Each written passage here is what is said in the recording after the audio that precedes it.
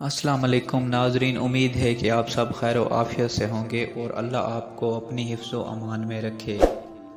رزق کے پیچھے اپنا ایمان خراب نہ کریں، کیونکہ رزق انسان کے پیچھے ایسے تلاش کرتا ہے جیسے مرنے والے کو موت۔ دوستی کا بھرم صرف وہ لوگ رکھ سکتے ہیں جن کے وجود میں سمندر جتنا دل ہو۔ دکھ میں کبھی پچھتاوے کے آنسو نہ بہاؤ، کیونکہ تم وہ خوش نصیب انسان ہو جس کو اللہ نے آزمائش کے قابل سمجھا۔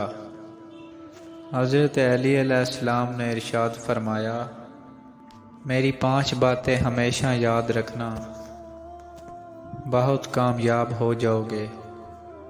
پہلی بات ارشاد فرمائی کہ اللہ تعالیٰ کے علاوہ کسی سے کسی بھی چیز کی توقع نہیں رکھنا، کیونکہ اللہ پاک کے علاوہ کوئی ذات ہی نہیں جو کہ تمہاری امیدوں کو پورا کر سکے۔ دوسری بات، اپنے گناہوں کے علاوہ کسی چیز سے مت ڈرنا۔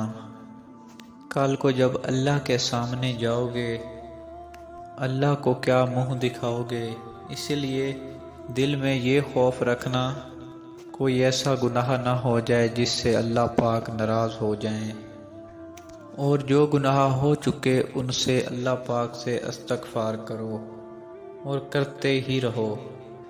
تیسری بات یہ ارشاد فرمائی، اگر تم سے کوئی ایسی بات پوچھی جائے جس کا تمہیں علم ہی نہ ہو، اور یہ کہتے ہوئے نہیں شرمانا کہ میں نہیں جانتا۔ بہت سے لوگ ایسے ہیں جو ایک چیز کے بارے میں نہیں جانتے، پھر بھی آئیڈیا لگانا شروع کر دیتے ہیں۔ کسی دوسرے موقع پر حضرت علی علیہ السلام نے یہ بھی ارشاد فرمایا تھا کہ اس بات کا اقرار کر لینا کہ میں اس بارے میں نہیں جانتا، یہ بھی آدھا علم ہے۔ اور چوتھی بات یہ ارشاد فرمائی، جس بات کا تمہیں علم ہی نہ ہو اور اس کے بارے میں علم حاصل کرنے کی کوشش کرو، اور اس کے بارے میں علم حاصل کرو۔ اور آخری بات یہ ارشاد فرمائی، اور صبر کرو، ہر حال میں صبر کرنا ہی امتحان خدا سے پاس ہونے کا ایک طریقہ ہے۔ صبر کرنے والوں کی منزل کبھی بھی ختم نہیں ہوتی، وہ آگے ہی بڑھتے رہتے ہیں، اور صبر ایمان کا حصہ ہے۔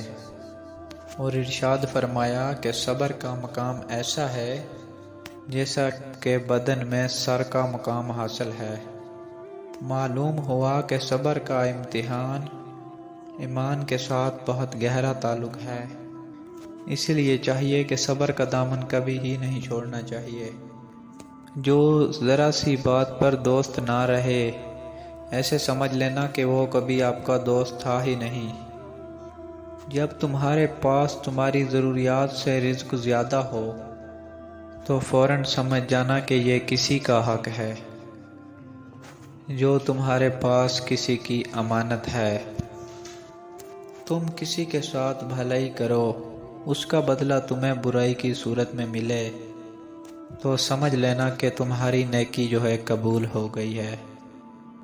صرف 2 لوگ مقدر والے ہوتے ہیں، ایک وہ جنہیں وفادار دوست ملتا ہے، دوسرا وہ جن کے ساتھ ماں کی دعائیں ہوتی ہیں۔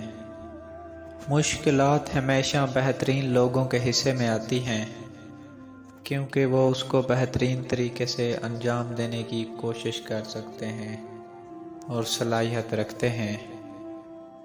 ویڈیو اچھی لگی ہو تو ویڈیو کو لائک کر دیں، اور چینل پر نیو ہیں تو چینل کو سبسکرائب کر دیں اور بیل کے آئیکن کو آل کر دیں، تاکہ ہماری نیو ویڈیوز آپ تک بآسانی پہنچتی رہیں۔